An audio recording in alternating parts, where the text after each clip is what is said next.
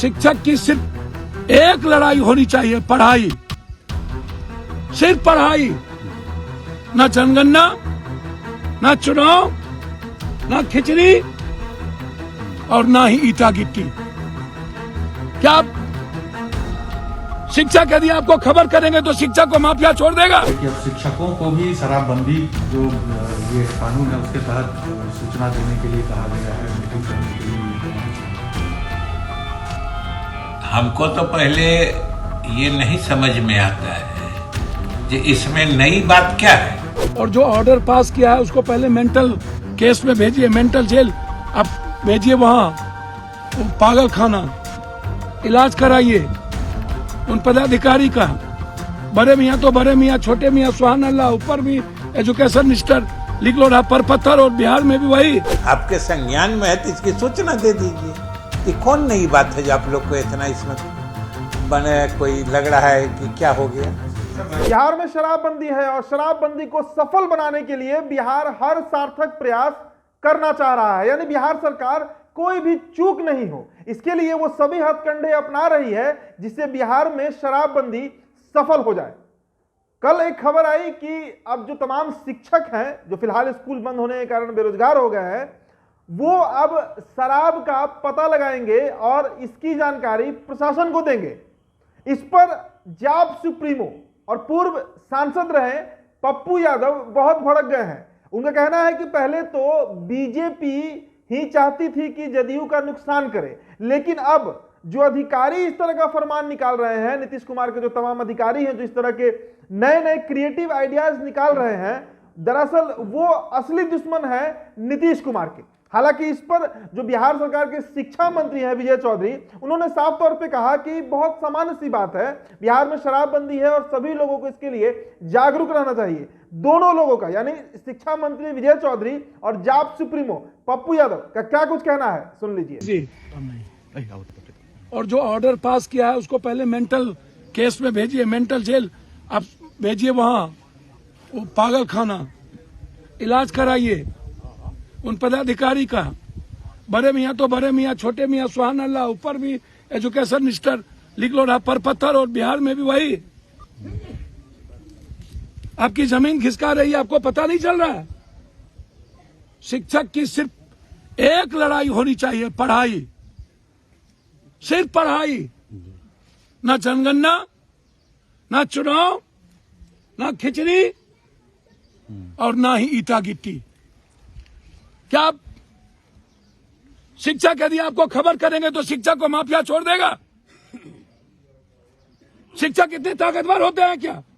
6,000, 8,000, 9,000, 12,000 कमाने वाले, आप उसको मारना चाहते हैं? एजुकेशन तो है नहीं पूरे बिहार में, यह नीति आयोग की रिपोर्ट है और आप फिनिश कर देना चाहते हैं। और माफिया कौन कौन है बक्सर में या हर जिले में, ये सरकार और सरकार के पदाधिकारी को पता है कि नहीं? जब आप थानेदार और चौकीदार को सस्पेंड कीजिएगा तो दारू कौन बताएगा? और एसपी डीआईजी को जिम्मेदारी क्यों नहीं बनाइएगा? और जो प्रभारी मंत्री बनाए हैं, कि अब शिक्षकों को भी शराबबंदी जो ये कानून है उसके तहत सूचना देने के लिए कहा गया है, मीटिंग करने के लिए। हमको तो पहले ये नहीं समझ में आता है कि इसमें नई बात क्या है। जब पूरे सरकार की तरफ से बिहार के सभी नागरिकों को ये बात कही जा चुकी है, जो भाई अगर कोई आदमी कहीं शराब पीते आपको नजर आए, कहीं पे शराब का व्यापार करते कोई पता चले, कहीं पर कोई शराब स्टॉक करके जमा किए हुए है, ये अगर पता चले तो आप सरकार को गोपनीय सूचना दीजिए, आपका नाम उजागर नहीं होगा और सरकार उस पर कार्रवाई करेगी। ये बताइए कि ये पहले से घोषित है कि नहीं? तो आप लोग शिक्षकों को जिम्मेदार नागरिक नहीं मानते हैं? वो तो पहले से ही सब बिहार के सभी नागरिकों से अपील की जा चुकी है। तो ये तो विभाग ने इंटरनल केवल सरकार की इस नीति में सहयोग के लिए कहा है। इस पर कोई बाध्यकारी कुछ तो है नहीं।